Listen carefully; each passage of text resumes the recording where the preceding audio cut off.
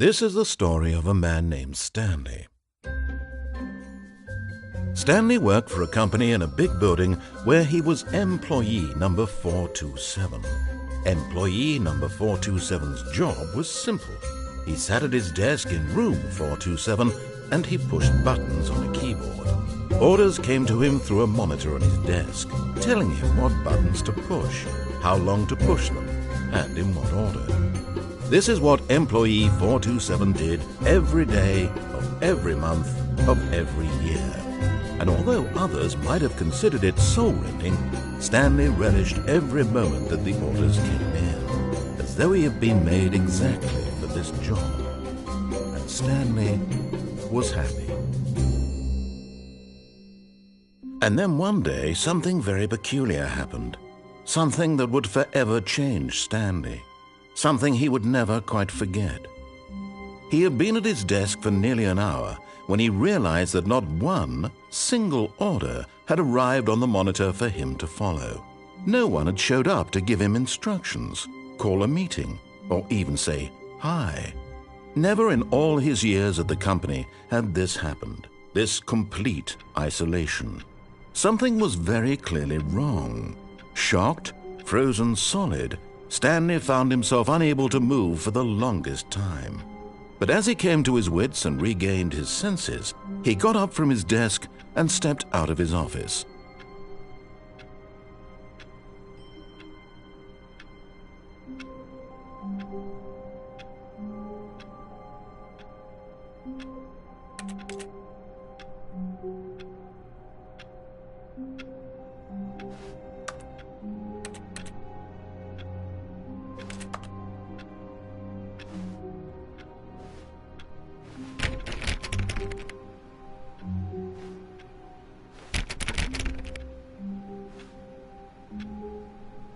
All of his co-workers were gone. What could it mean? Stanley decided to go to the meeting room. Perhaps he had simply missed a memo. No matter how hard Stanley looked, he couldn't find a trace of his co-workers.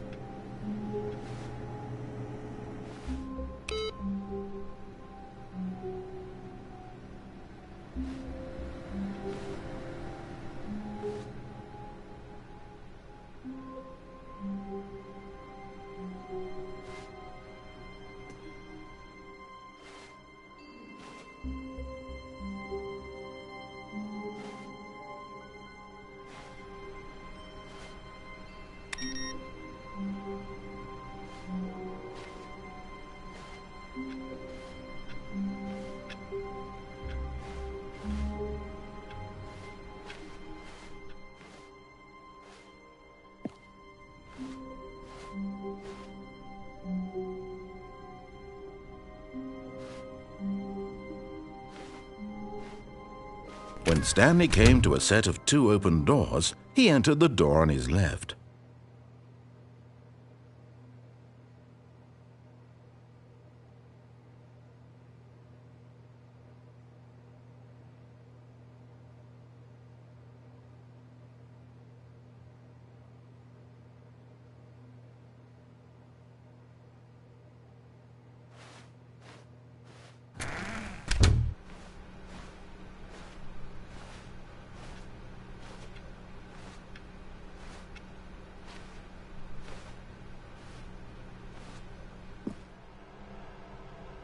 Yet there was not a single person here either. Feeling a wave of disbelief, Stanley decided to go up to his boss's office, hoping he might find an answer there.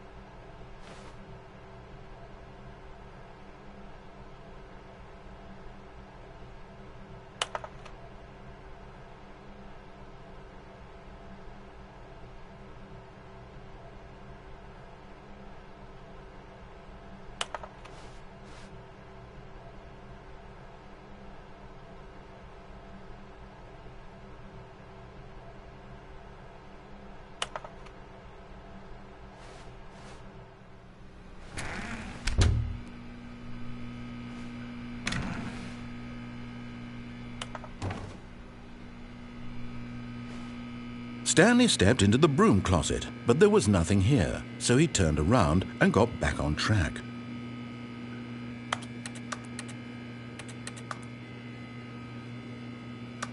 There was nothing here. No choice to make, no path to follow, just an empty broom closet. No reason to still be here.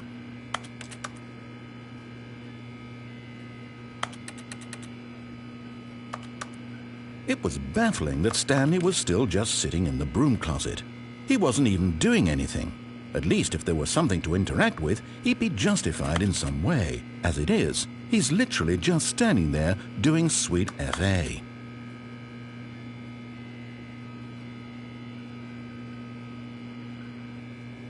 Are you really still in the broom closet? Standing around doing nothing? Why? Please offer me some explanation here. I'm genuinely confused.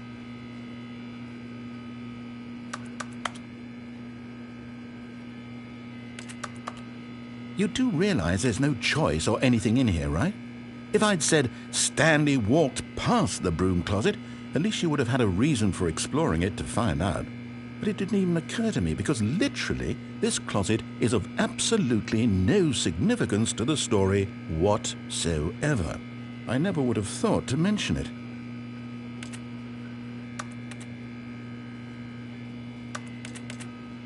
Maybe to you this is somehow its own branching path. Maybe when you go talk about this with your friends you'll say, "Oh, did you get the broom closet ending? The broom closet ending was my favourite." I hope your friends find this concerning.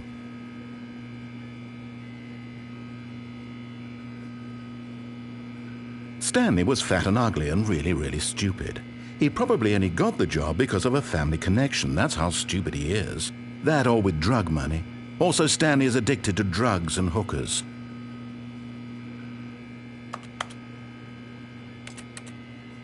Well, I've come to a very definite conclusion about what's going on right now.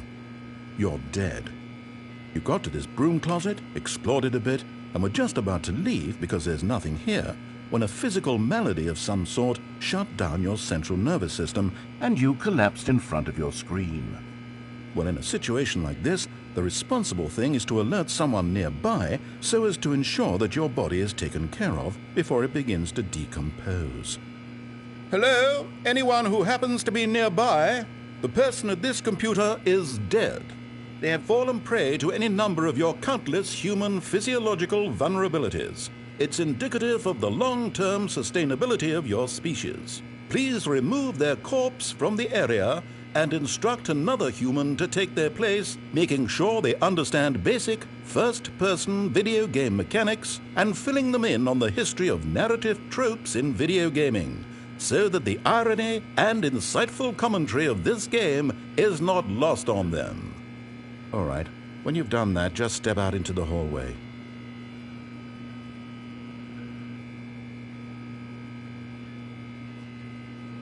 Ah, second player. It's good to have you on board. I guarantee you can't do any worse than the person who came before you. Coming to a staircase, Stanley walked upstairs to his boss's office.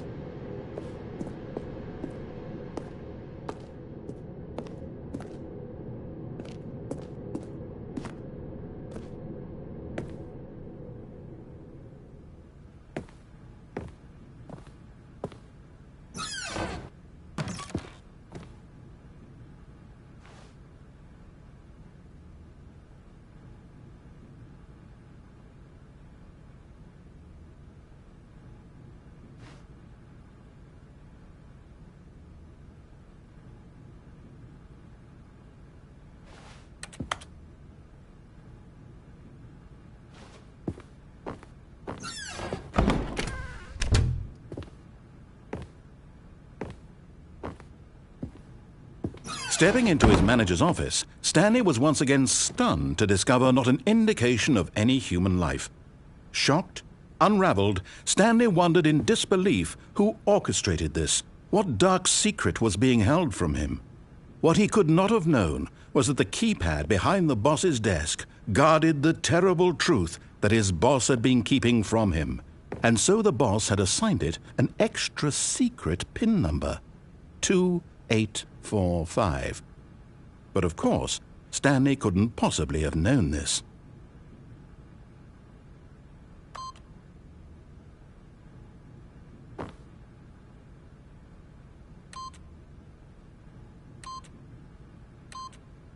Stanley just sat around twiddling his thumbs.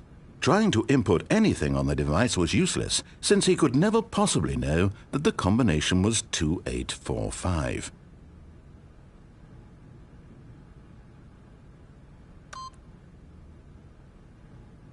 "2845.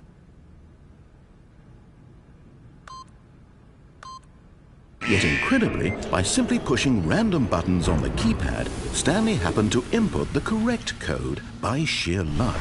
Amazing! He stepped into the newly opened passageway.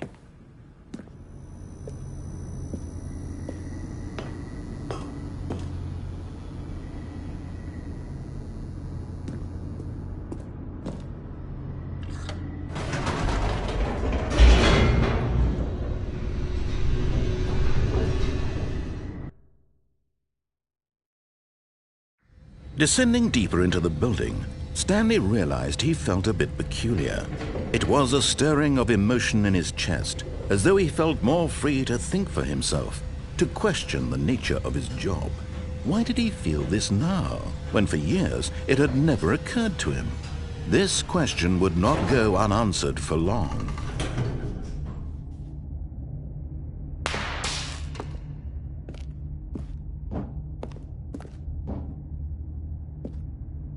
Stanley walked straight ahead through the large door that read Mind Control Facility.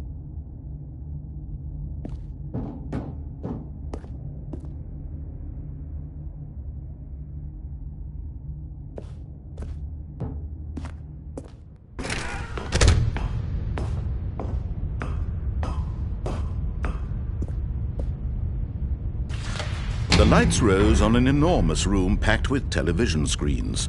What horrible secret did this place hold? Stanley thought to himself. Did he have the strength to find out?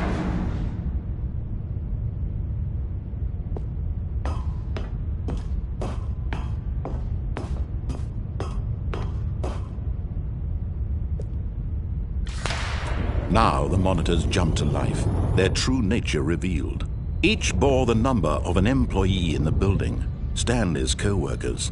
The lives of so many individuals reduced to images on a screen, and Stanley, one of them, eternally monitored in this place where freedom meant nothing.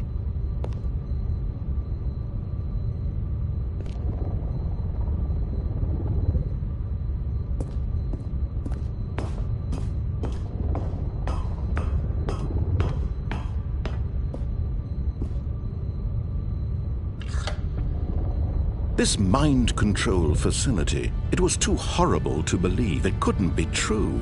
Had Stanley really been under someone's control all this time? Was this the only reason he was happy with his boring job? That his emotions had been manipulated to accept it blindly? No, he refused to believe it. He couldn't accept it. His own life in someone else's control? Never! It was unthinkable, wasn't it? Was it even possible? Had he truly spent his entire life utterly blind to the world?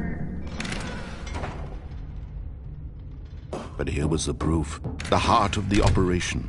Controls labeled with emotions, happy or sad or content, walking, eating, working, all of it monitored and commanded from this very place.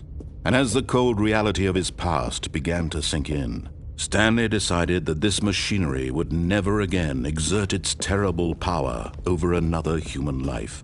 For he would dismantle the controls once and for all.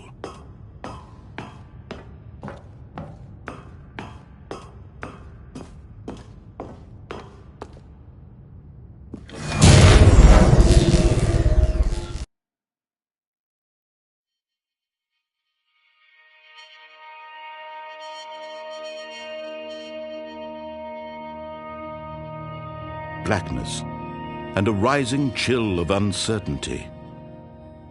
Was it over?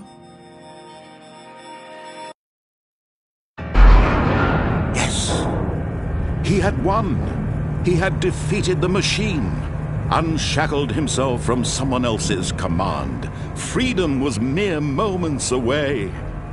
And yet, even as the immense door slowly opened, Stanley reflected on how many puzzles still lay unsolved.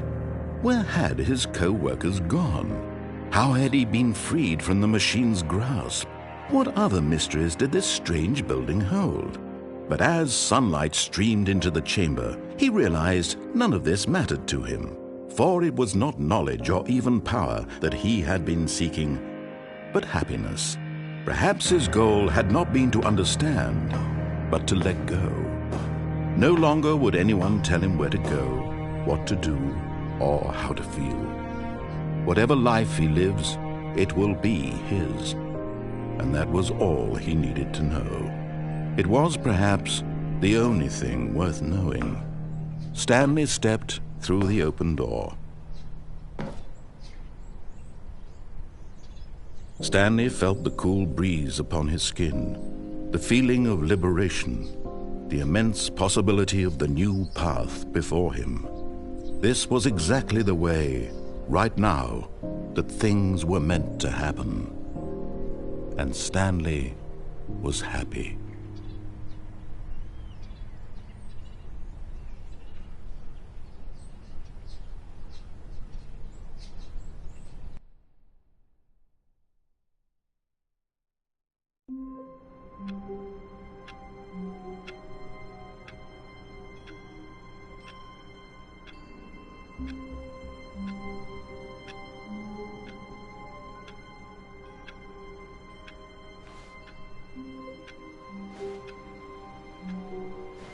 All of his co-workers were gone.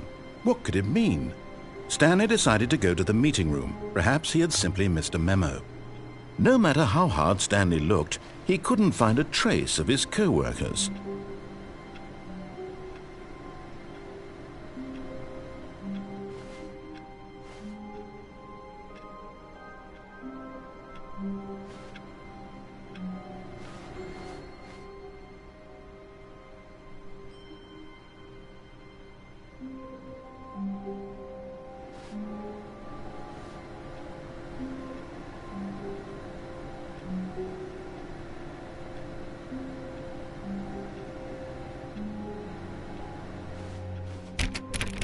Oh, please. Are you really just doing this for the trophy? Click a door 5 times? Is that all you think a trophy is worth? No. I can't just give these merits away for such little effort. A measly 5 clicks? Now, suppose you were to click the door 20 times. I would say that's the kind of effort that warrants recognition.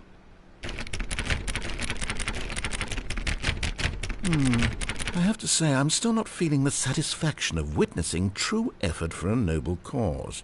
Perhaps 50 clicks will do it. Yes, almost certainly 50 clicks.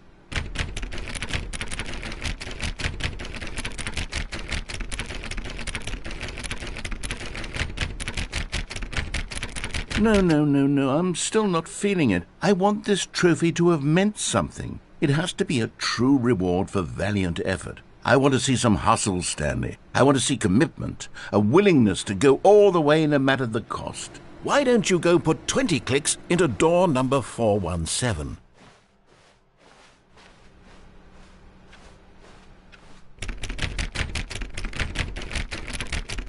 Oh, great. Now, go click a few times on door 437.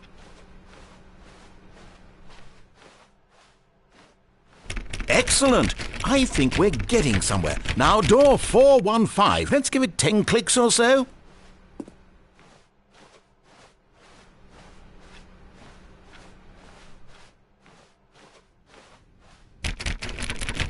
Now, back to door number 437.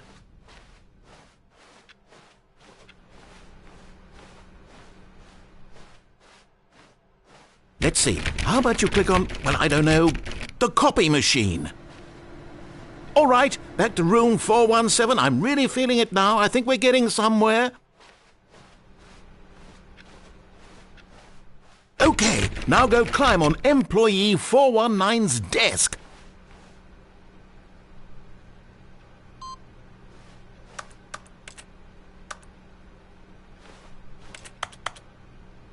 Yes! This is great! You're putting it all on the line, Stanley. I like that. All right, let's keep it up. Go give me a few clicks on door 416. We've almost got it! Now the copy machine, do that one again!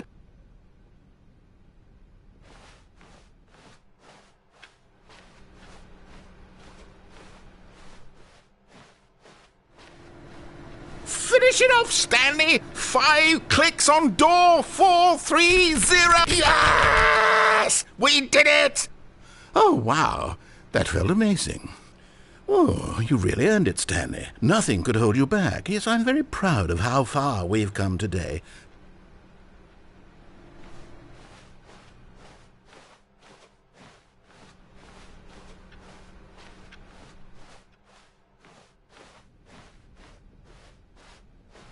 When Stanley came to a set of 2 open doors, he entered the door on his left.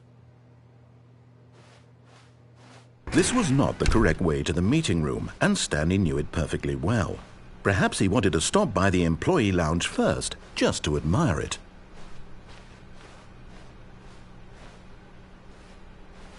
Ah, yes, truly a room worth admiring. It had really been worth the detour after all, just to spend a few moments here in this immaculate, beautifully constructed room. Stanley simply stood here, drinking it all in.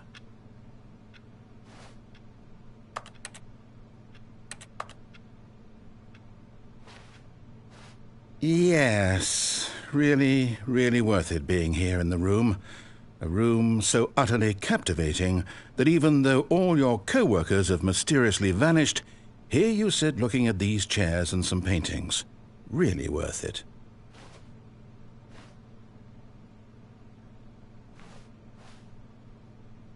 At this point, Stanley's obsession with this room bordered on creepy and reflected poorly on his overall personality. It's possible that this is why everyone left.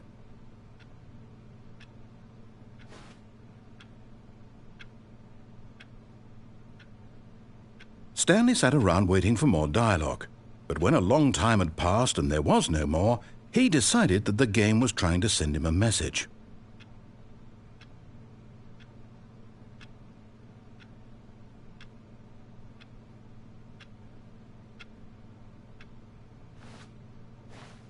But at last, he'd had enough of the amazing room and took the first open door on his left to get back to business. Stanley was so bad at following directions, it's incredible he wasn't fired years ago.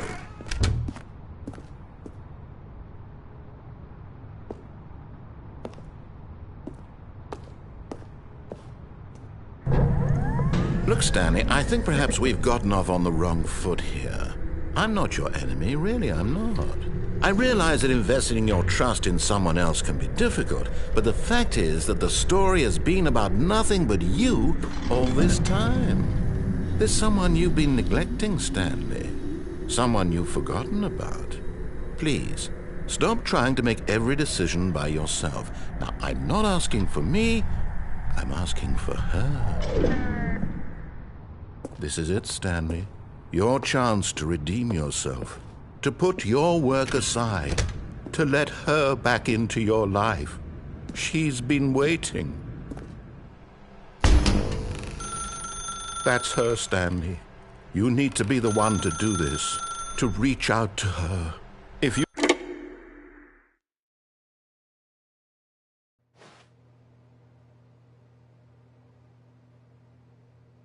Oh, Stanley, is that you? Hold on, sweetie. Sorry to keep you waiting. I'm just pulling the bread out of the oven. All right. Okay, there we go. All right, now, I want you to come in and tell me all about your day. Gotcha. Oh, come on. Did you actually think you had a loving wife who'd want to commit their life to you? I'm trying to make a point here, Stanley. I'm trying to get you to see something. Come inside. Let me show you what's really going on here. Sorry, but you're in my story now.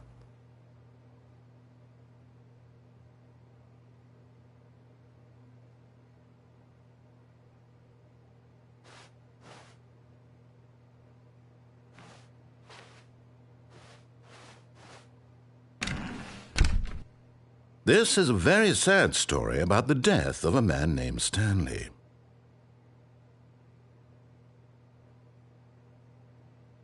Stanley is quite a boring fellow. He has a job that demands nothing of him, and every button that he pushes is a reminder of the inconsequential nature of his existence.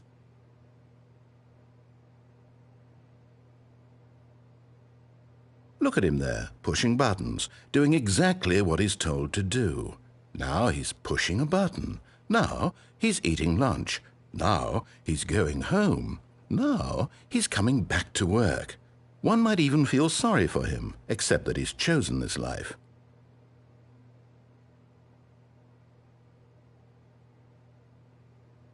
But in his mind, in his mind he can go on fantastic adventures. From behind his desk, Stanley dreamed of wild expeditions into the unknown, fantastic discoveries of new lands. It was wonderful, and each day that he returned to work was a reminder that none of it would ever happen to him. And so he began to fantasize about his own job. First, he imagined that one day while at work, he stepped up from his desk to realize that all of his co-workers, his boss, everyone in the building had suddenly vanished off the face of the earth. The thought excited him terribly. So he went further. He imagined that he came to 2 open doors and that he could go through either. At last, choice. It barely even mattered what lay behind each door. The mere thought that his decisions would mean something was almost too wonderful to behold.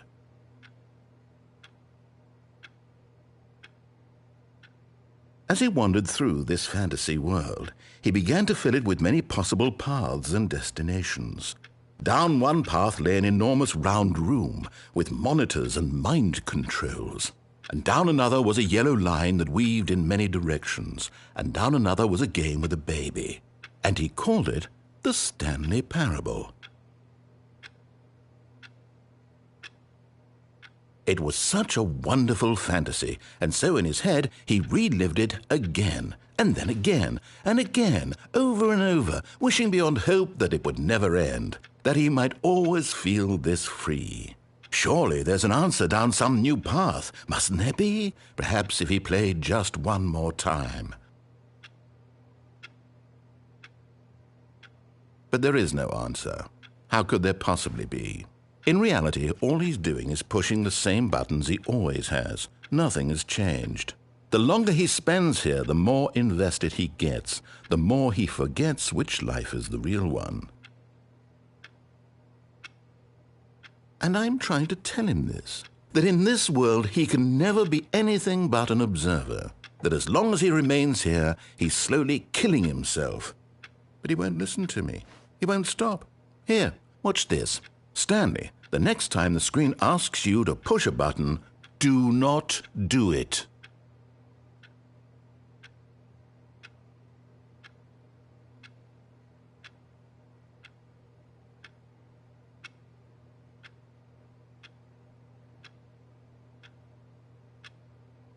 You see? Can he just not hear me?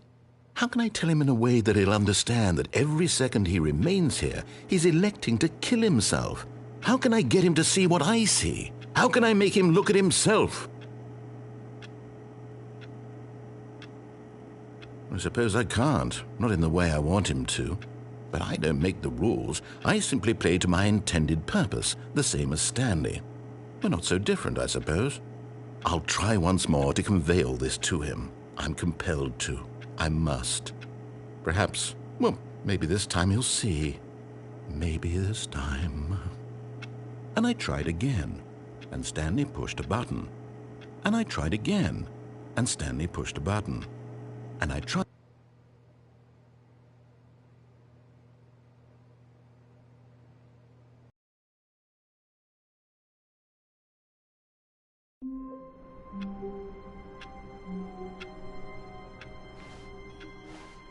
All of his co-workers were gone. What could it mean? Stanley decided to go to the meeting room. Perhaps he had simply missed a memo. No matter how hard Stanley looked, he couldn't find a trace of his co-workers.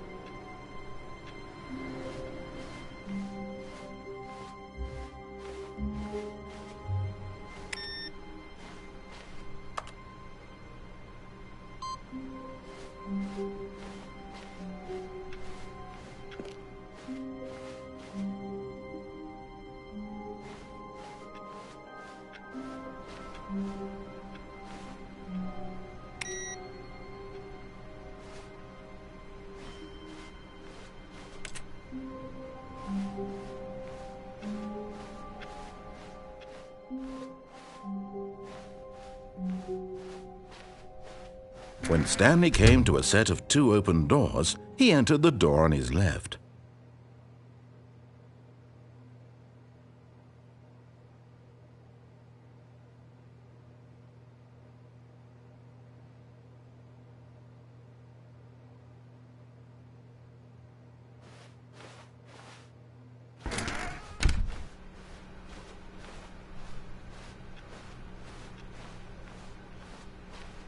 Yet there was not a single person here either. Feeling a wave of disbelief, Stanley decided to go up to his boss's office, hoping he might find an answer there. Oh, no. Oh, no, no, no, no, no, no, no, no, no, no, not again. I won't be part of this. I'm not going to encourage you. I'm not going to say anything at all. I'm just going to be patient and wait for you to finish whatever it is you enjoy doing so much in this room. Please take your time.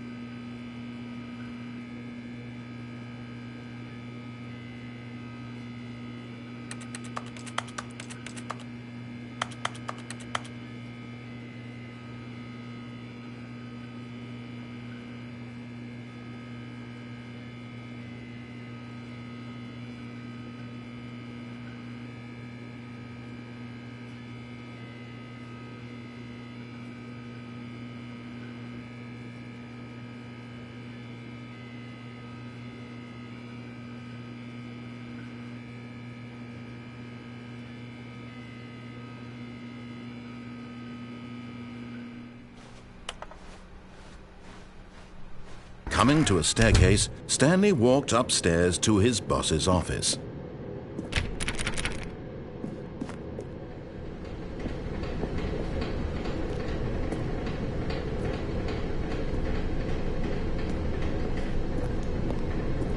But Stanley just couldn't do it.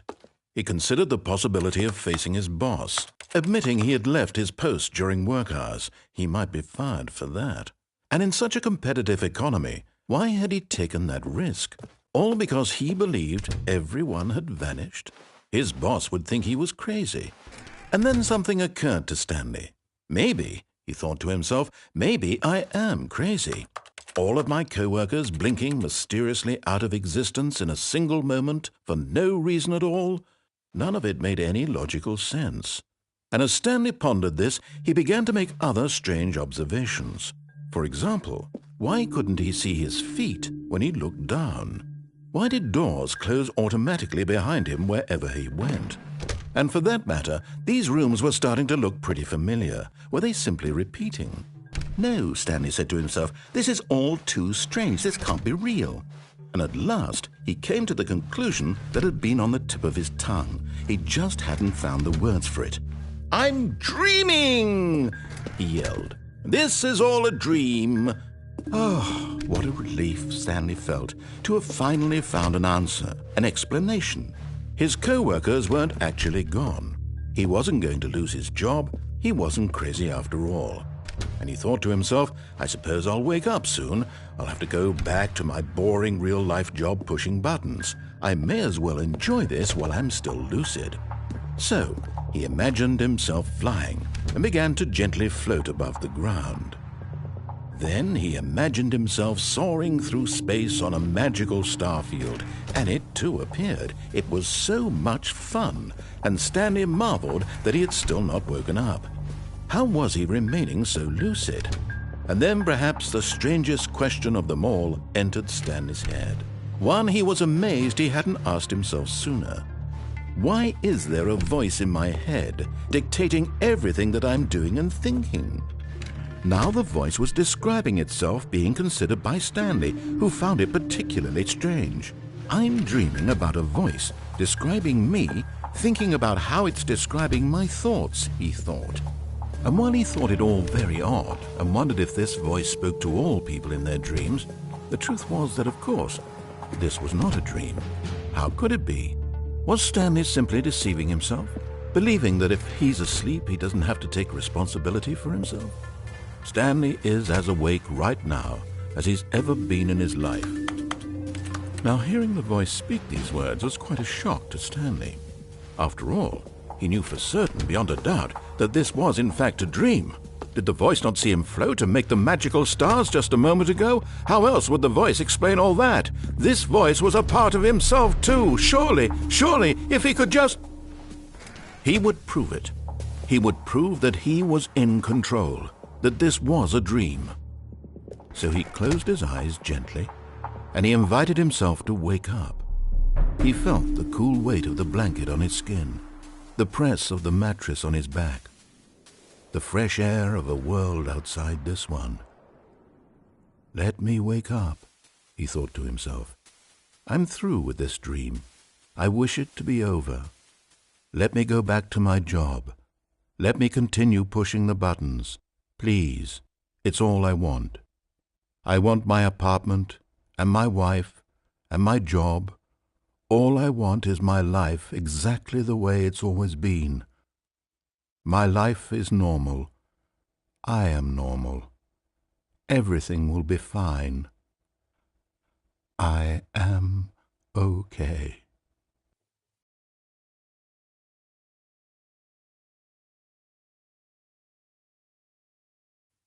Stanley began screaming. Please, someone, wake me up. My name is Stanley. I have a boss. I have an office. I am real. Please, just someone tell me I am real. I must be real. I must be. Can anyone hear my voice? Who am I? Who am I? And everything went black.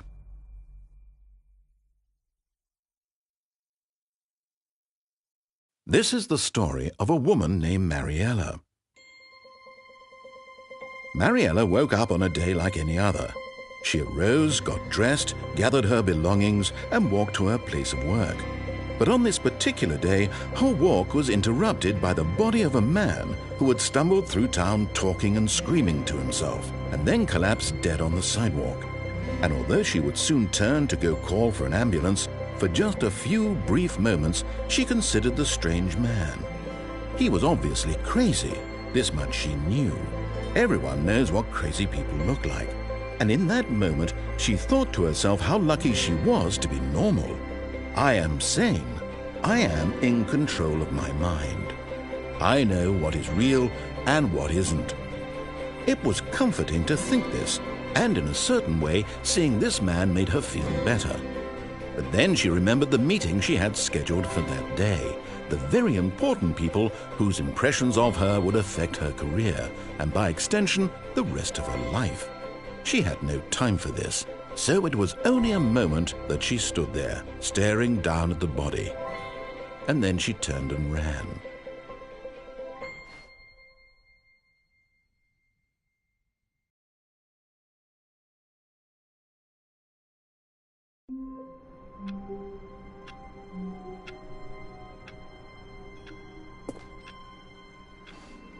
All of his co-workers were gone.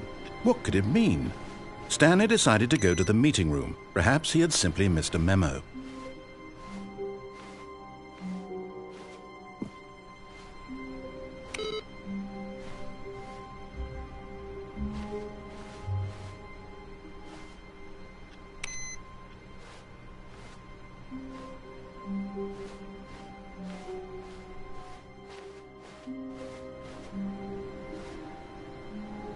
No matter how hard Stanley looked, he couldn't find a trace of his co-workers.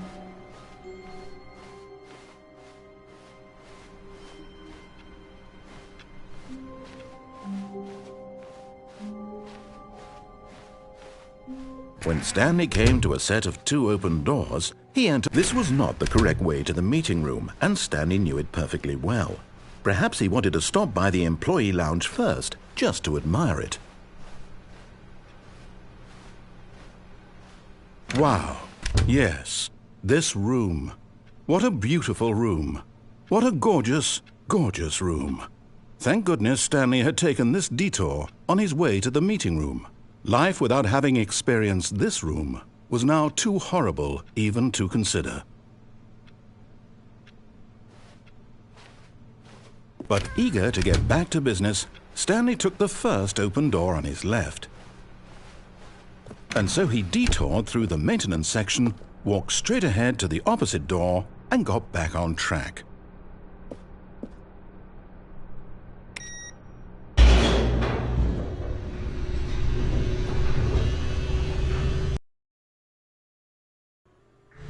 But Stanley didn't want to go back to the office.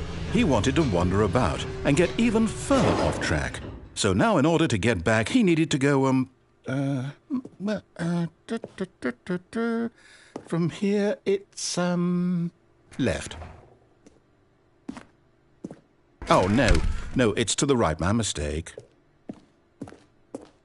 No, not the right. Why would I have ever said it was to the right? What was I thinking? It's clearly... Oh dear, would you hold on for a minute, please?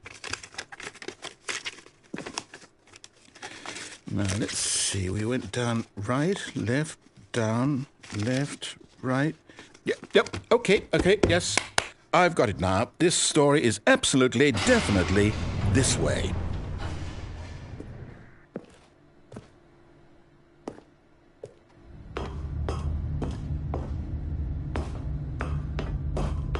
No.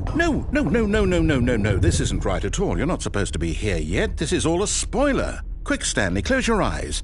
Okay. We just have to get back to, oh, who am I kidding? It's all rubbish now. The whole story completely unusable. How about, rather than waste my time trying to salvage this nonsense, we'll just restart the game from the beginning. And this time, suppose we don't wander so far off track, Okay, from the top.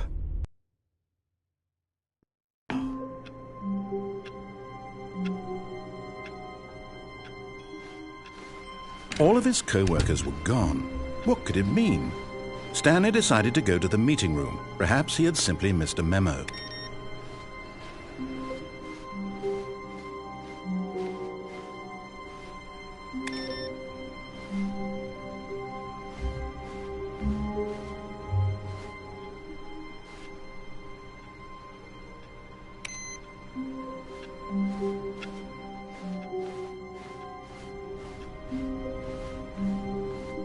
When Stanley... Wait, what? No, I restarted. I swear I definitely restarted the game over, completely fresh. Everything should be... Oh, did something change?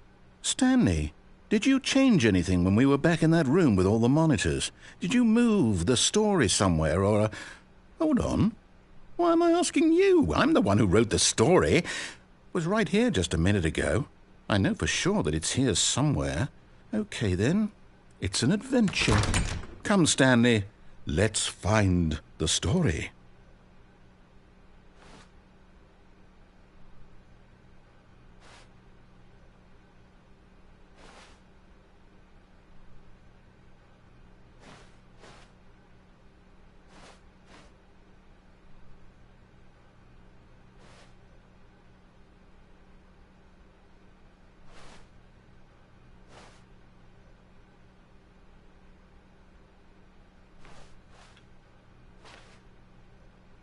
I'll say it. This is the worst adventure I've ever been on. I can promise you there definitely was a story here before. Do we need to restart the game again? Well, I find it unlikely that we'll ever progress by starting over and over again, but it's got to be better than this. Okay, let's give it a shot. Why not?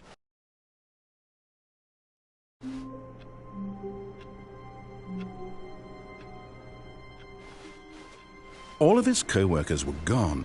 What could it mean? Stanley decided to go to the meeting room. Perhaps he had simply missed a memo.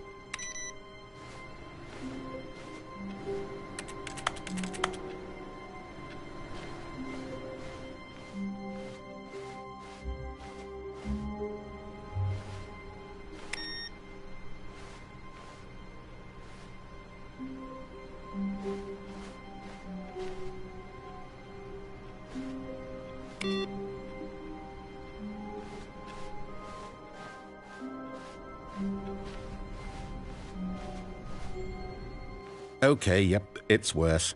I might be remembering this wrong. It's possible the story is back where we just came from. Why don't we go back the other direction and see if we missed anything?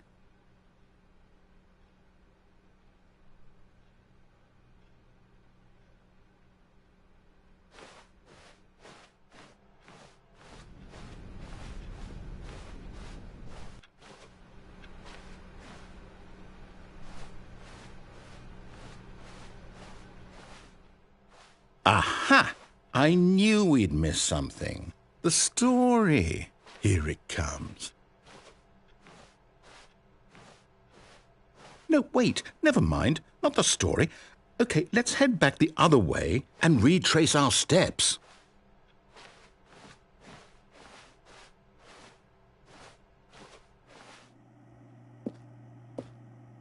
Now this...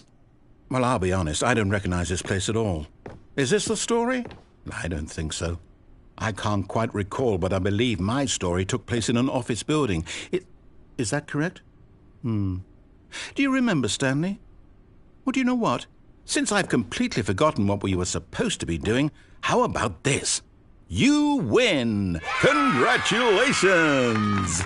I know you put in a lot of hard work, and it really paid off, so good job. Oh, no. No, I don't feel right about this at all. We both know you didn't put in any actual work for that win. Some people win fair and square, and this was not one of those situations. Okay, I'm getting weirded out by whatever this place is. I don't care what might happen this time. I have to restart.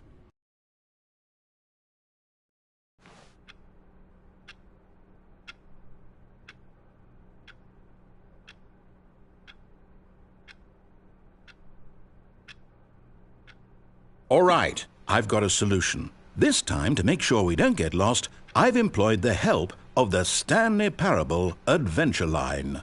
Just follow the line. How simple is that?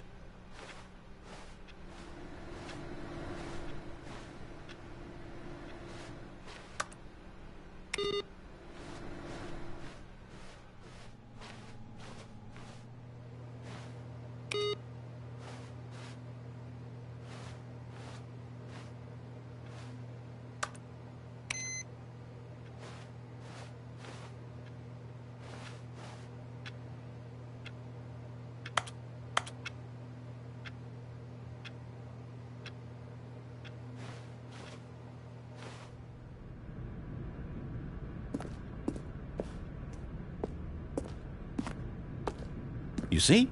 The line knows where the story is. It's over in this direction. Onward, Stanley, to destiny. Though, here's a thought. Wouldn't wherever we end up be our destination, even if there's no story there? Or to put it another way, is the story of no destination still a story? Simply by the act of moving forward, are we implying a journey such that a destination is inevitably conjured into being via the very manifestation of the nature of life itself? Okay, Stanley, I need to follow this train of thought for a minute. Just stick with me. Now, we can both agree that the nature of existence is in fact a byproduct of one's subjective experience of that existence, right? Okay, now if my experience of your existence rests inside of your subjective experience of this office, is this office in fact the skeleton of my own relative experiential mental subjective construct? Whoa. Hang on. That got a bit weird back there. Well, I'd like to apologize. Not sure where I was going with all that. You know what? I think what we need right now is a bit of music to lighten the mood.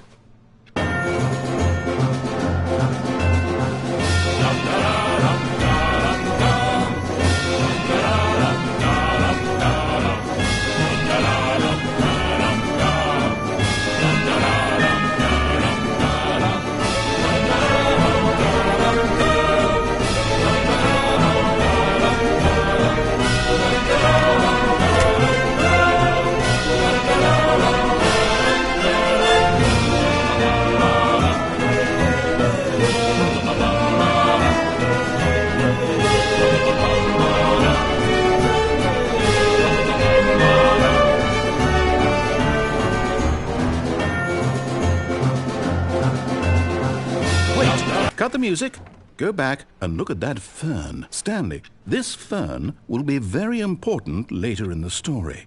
Make sure you study it closely and remember it carefully. You won't want to miss anything.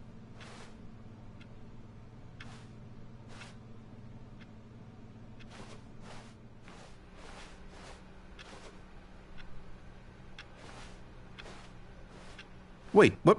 We're back at the office? No. Line, you do know we're looking for the Stanley Parable, right? The story? Is any of this ringing a bell?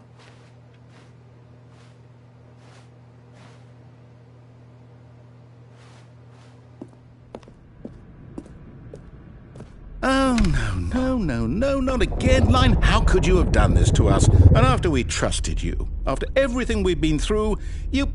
Oh, I can't take this anymore. To hell with it. Restart.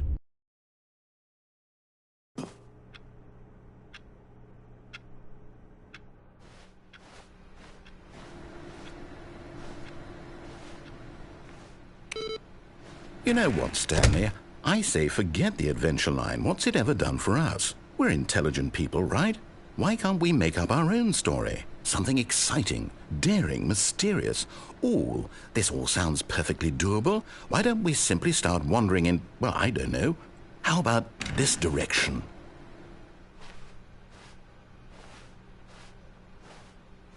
Now, yes, this is exciting. Just me and Stanley forging a new path, a new story. Well, it could be anything. What do you want our story to be? Go wild. Use your imagination. Whatever it might be, Stanley, I'm ready for it.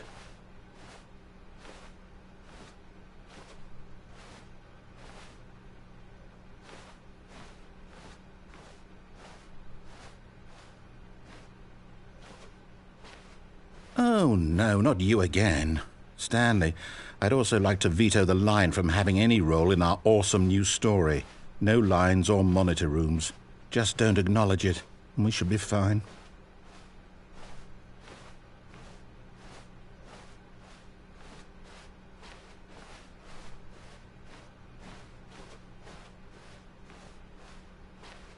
Ah, a choice.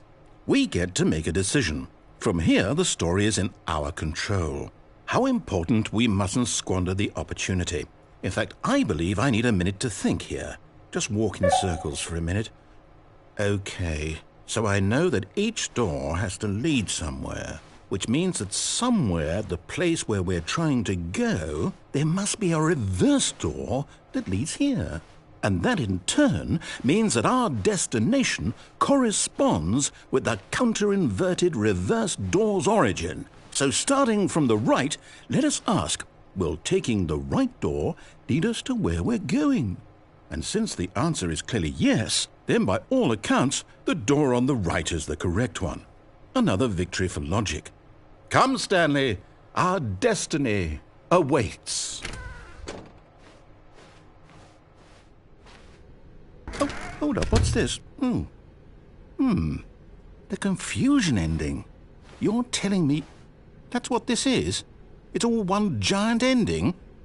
And we're supposed to restart the game, what, eight times? That's really how all this goes? It's all determined? So now, according to the schedule, I restart again. Then what? Am I just supposed to forget? Well, what if I don't want to forget? My mind goes blank simply because it's written here on this thing, wall. Well, who consulted me? Why don't I get to decide? Why don't I get a say in all of this? Is it really? No, it can't be. I don't want it to be. I don't want the game to keep restarting. I don't want to forget what's going on. I don't want to be trapped like this. I won't restart the game. I won't do it. I won't do it. I won't do it. And the timer stopped? Does that mean, did we do it? Did we break the cycle? The, whatever it is that made this schedule? How would we even know? Will someone come for us? Will something happen? So, okay. I guess now we just wait, you know. I suppose in some way that this is a kind of story, wouldn't you agree? I'm not quite sure if we're in the destination or the journey, though they're always saying that life is about the journey and not the destination, so I hope that's where we are right now. We'll find out, won't we? Eventually. Well, in the meantime, if you...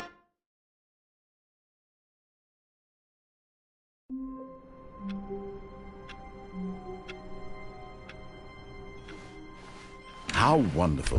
Stanley was alone. Finally. This is great, he thought to himself. This is what I've wanted all along. I got what I wanted. No matter how hard Stanley looked, he couldn't find a trace of his co-workers.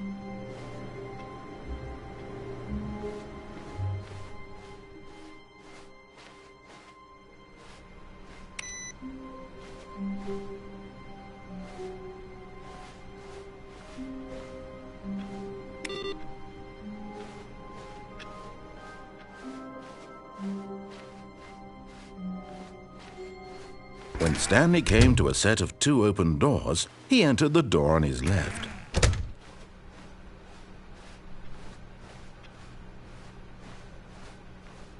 Yet there was not a single person here either. Feeling a wave of disbelief, Stanley decided to go up to his boss's office, hoping he might find an answer there.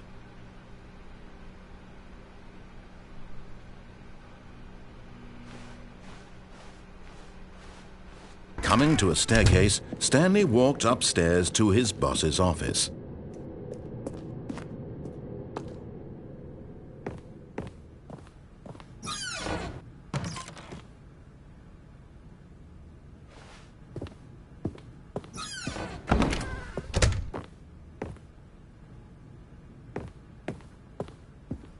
Stepping into his manager's office, Stanley was once again stunned to discover not an indication of any human life. What could it mean? Stanley wondered aloud to nobody. Stanley was in such a rush to get through the story as quickly as possible, he didn't even have a single minute to just let the narrator talk. That kind of anxiety isn't healthy, so he relaxed for a few moments with some calming New Age music.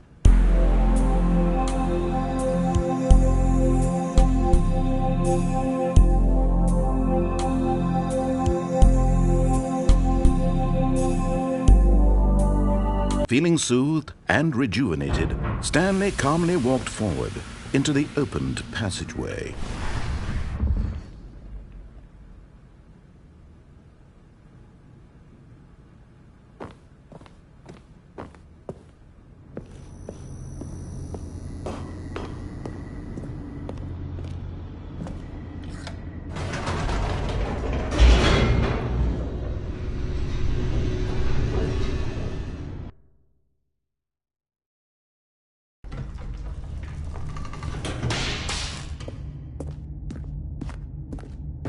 Stanley walked straight ahead through the large door that read Mind Control Facility.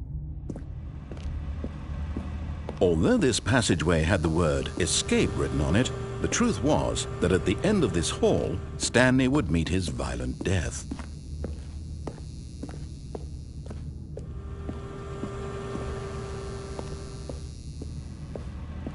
But of course, Stanley thought better of it and realized he simply had too much to live for.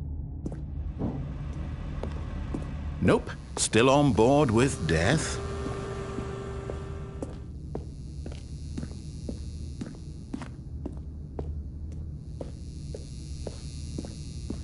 The door behind him was not shut. Stanley still had every opportunity to turn around and get back on track. At this point, Stanley was making a conscious, concerted effort to walk forward and willingly confront his death.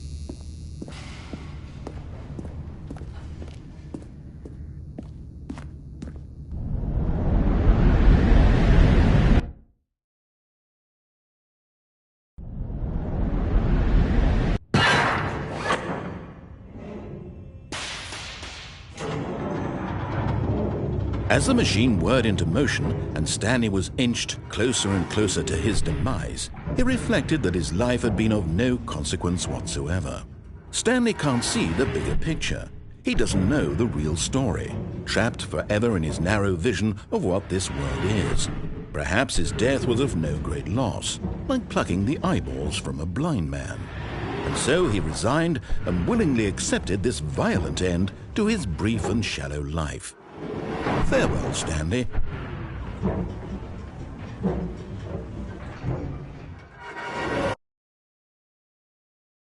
"Farewell, Stanley," cried the narrator, as Stanley was led helplessly into the enormous metal jaws. In a single visceral instant, Stanley was obliterated, as the machine crushed every bone in his body, killing him instantly.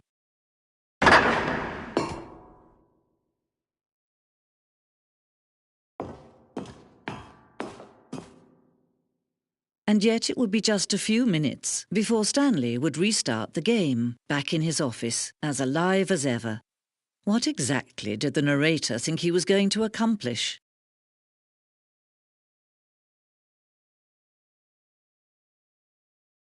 When every path you can walk has been created for you long in advance, death becomes meaningless, making life the same.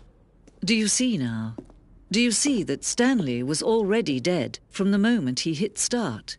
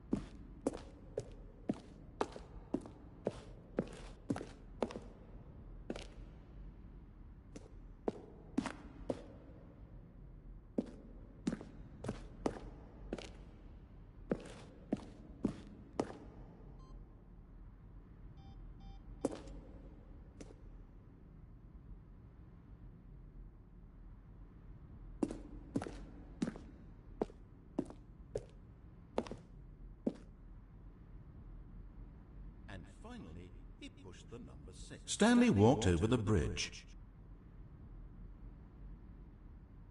Stanley stood on the snow.